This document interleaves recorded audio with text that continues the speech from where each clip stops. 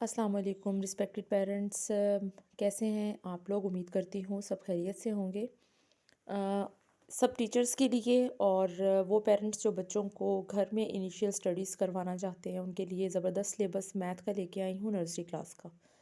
Nursery class के पहले 2 syllabus मैंने आप लोगों के साथ शेयर किए हैं, जिसमें इंग्लिश और उर्दू का सिलेबस है। अब ये फाइनल सिलेबस है फुल ईयर्स का हमारा नर्सरी क्लास का। इसको आप होल ईयर पे डिवाइड कर सकते हैं। तो सबसे पहले जो चीज़ मैं आप लोगों को बता रही हूँ, उसके अंदर सबसे पहले आप लोगों ने काउंटिंग को स्टार्ट लेना है। काउंटिंग से जब स्टार्ट आप लोग लेंगे तो आप लोगों के बच्चे के लिए उस चीज़ को सीखना उतना ही आसान हो जाएगा।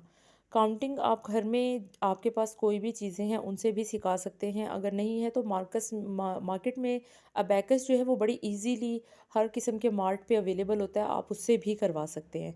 लेकिन ये 100% मतलब कोई ये शर्त नहीं है कि आपने अबैकस से ही सिखानी है। आप घर में मौजूद जो आपकी चीज़ें हैं, फिंगर्स हैं, उनसे आप सिखा सकते हैं। सबसे पहले जो स्टार्ट लेना है आपने वो 1 से 20 तक जो है वो रनिंग काउंटिंग सिखानी है। रनिंग काउंटिंग से मुराद यहाँ पे ये है कि सिंपल काउंटिंग यानी कि 1 2 3 4 5 6 7 8 9 10।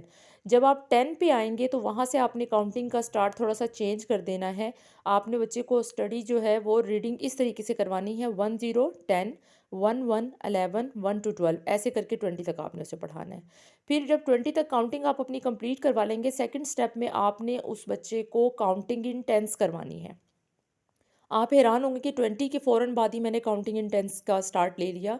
तो ये एक बहुत ही मिरेकल होता है कि आप जब बच्चे को काउंटिंग इन टेंस करवा देते हैं, उसके बाद बच्चे को 1 टू 100 तक लेके जाना आप लोगों के लिए बिल्कुल भी मुश्किल नहीं रहता। बच्चा बहुत ईज़ी हो जाता है, कंफर्टेबली बच्चा जो है उसको अडॉप्ट कर लेता है, क्योंकि उसकी जो मेन प्रॉब्लम है वो हम क्या कर देते हैं, सॉल्व कर देते हैं और वो अपनी रनिंग काउंटिंग पे 1 टू 100 आ जाता है और बड़ा ईज़िली आ जाता है।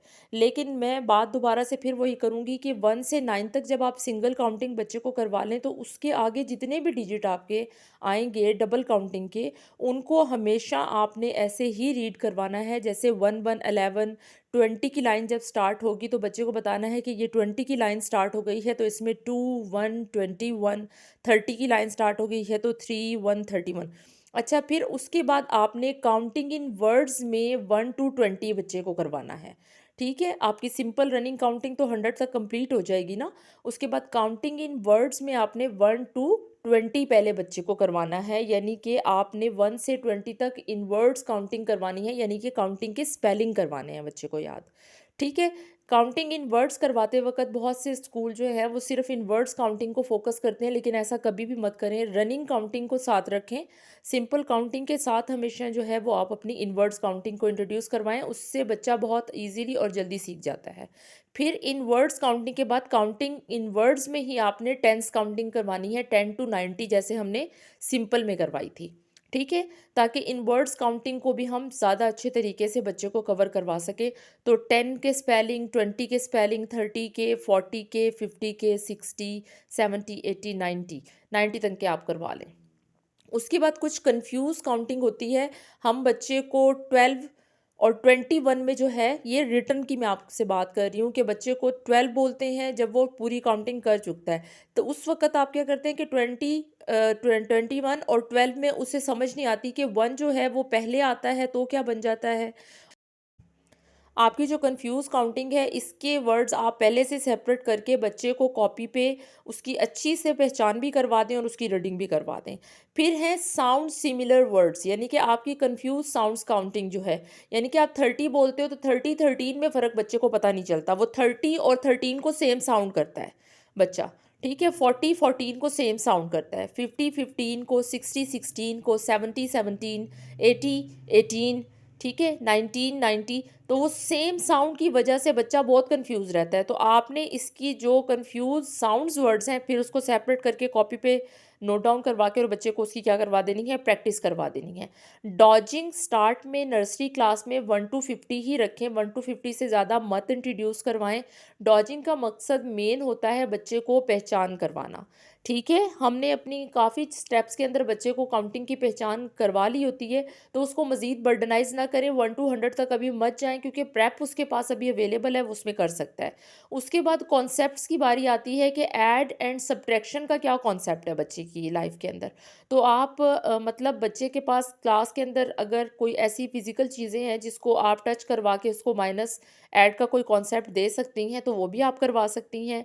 या अगर नहीं है आपके पास कोई भी ऐसा हेल्पिंग मटेरियल, तो फिर आप उसको ऑब्जेक्ट के थ्रू भी करवा सकती हैं। और ऑब्जेक्ट में टीचर अगर बहुत अच्छी है ड्राइंग में, तो वो अच्छे अच्छे ऑब्जेक्ट्स बनाए, वरना सबसे इजी ऑब्जेक्ट है circle and Oval and star, इस टाइप के आप ऑब्जेक्ट्स बनाएं और बच्चे को उसके साथ साथ कॉन्सेप्ट दें। पहले आपने ऑब्जेक्ट कॉन्सेप्ट देना है, फिर आपने उसको डिजिट कॉन्सेप्ट देना है, ठीक है।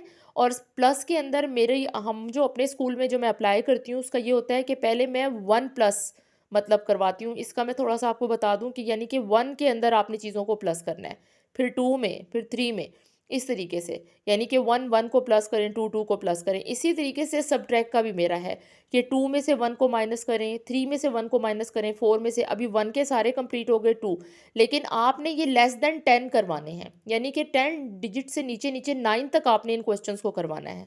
इसी तरीके से सब्ट्रैक्शन के क्वेश्चन के अंदर भी पहले ऑब्जेक्ट को इंट्रोड्यूस करवाएं बच्चे को, फिर उसके बाद आपने क्या करवाना है, उसको इंट्रोड्यूस करवा देना है कि आपका जो है वो डिजिट कॉन्सेप्ट क्या है। फिर उसके बाद आप टेबल की साइड पे भी आ जाएँ, आपके बच्चे बहुत ज़्यादा शार्प हैं तो आप 2 के साथ जो है मतलब एक टेबल मज़ीद और ऐड कर सकते हैं। 2 के टेबल के बाद मैं एक चीज़ और थोड़ा-सा बच्चों को इंट्रोड्यूस करवा देती हूँ, अगर आपके बच्चे शार्प हैं तो आप भी करवा सकते हैं, कि आप लाइट सा मल्टीप्लिकेशन का हिंट आप बच्चे को दे सकते हैं। उससे बच्चे को ये फ़ायदा होता है कि उससे मतलब जंबल करके भी आप देते हैं आगे पीछे करके, तब भी वो बच्चा इजीली कैरी कर लेता है। मैं जो है अपनी नर्सरी में वैसे मतलब नर्सरी के बच्चे जो होते हैं, मुझे ऐसे लगता है कि जो राइम वे में जो चीज़ें हैं वो बड़ी जल्दी इजीली पिक कर लेते हैं, तो मैं 5 तक टेबल अक्सर ले जाती हूँ। लेकिन आप लोगों के ईज़ी रखने की वजह से मैंने यहाँ पे सिर्फ 2 टेबल इंट्रोड्यूस करवाए हैं आप लोगों को, एक 2 का और एक 3 का। लेकिन ये इनफ नहीं है। बच्चे की मेमोरी को जितना वास्ट करते हैं उतनी वो और ज़्यादा अच्छी हो जाती है। तो अगर आपका बच्चा 3 और 2 के टेबल से बोर हो जाता है, आप उसे वही पूरा साल है पढ़ाए जा रहे हो, तो आप उसको चेंज भी कर सकते हो, ठीक है? नेक्स्ट भी टेबल ऐड कर सकते हैं। शेप्स नेम्स यहाँ पे मैंने आपको इंट्रोड्यूस करवा दिए हैं 5 शेप्स नेम्स। लेकिन अगर ये कम लग रहे हैं आप लोगों को, तो शेप्स तो अलॉट ऑफ हैं, ठीक है?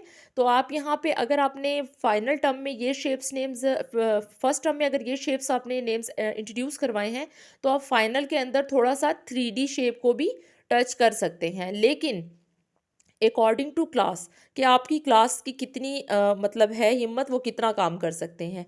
फिर थोड़ा सा लिटिल बिट कॉन्सेप्ट आप लोगों ने ग्रेटर देन, लेस देन और इज इक्वल टू का भी दे देना है।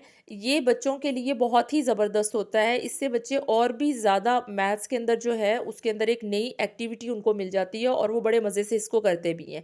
इसकी थ्रू एक्टिविटी भी आप करवा सकते हैं, थ्रू ऑब्जेक्ट्स भी करवा सकते हैं और थ्रू डिजिट्स भी आप इसको इंट्रोड्यूस करवा सकते हैं। लेकिन हमेशा आपने 3 या 4 से ज़्यादा मतलब क्वेश्चन बच्चे को नहीं देने। बच्चे को मतलब ओवर बर्डनाइज़ नहीं करना आपने।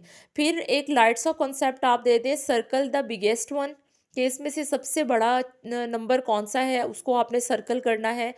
ये देखिए यहाँ पे भी मैंने 3 ही इंट्रोड्यूस करवाए हैं। और सर्कल द स्मॉलेस्ट वन, सबसे छोटा डिजिट कौन सा है उसको सर्कल करना है। यहाँ पे भी मैंने बच्चे को 3 का ही दिया है, 3 4 5 का नहीं दिया, क्योंकि वो 1 का लेवल बन जाता है। तो ये याद रखें कि हमने बड़ा हल्का फुल्का सा इंट्रोड्यूस करवा के बच्चे के कॉन्सेप्ट्स को क्लियर करना है। मैथ एक बहुत ही जो है वो ऐसा सब्जेक्ट है जिसे बच्चा बड़ा खुशी खुशी कर लेता है, तो आपने उसके लिए ईजी टू डिफ़िकल्ट की तरफ जाना है, ठीक है? आपको वीडियो अच्छी लगती है तो कमेंट बॉक्स में कमेंट करें। चैनल को सब्सक्राइब प्लीज़ ज़रूर कर दिया करें, हर वीडियो को बड़ी मेहनत से बनाया जाता है। और अगर आपको वीडियो अच्छी लगती है तो उसको शेयर भी किया कर दिया करें और थम्स अप करके उसे लाइक भी कर दिया करें। दुआओं में याद रखिएगा, आपको मैं बहुत सी दुआओं में याद रखती हूँ। अल्लाह हाफ़िज़।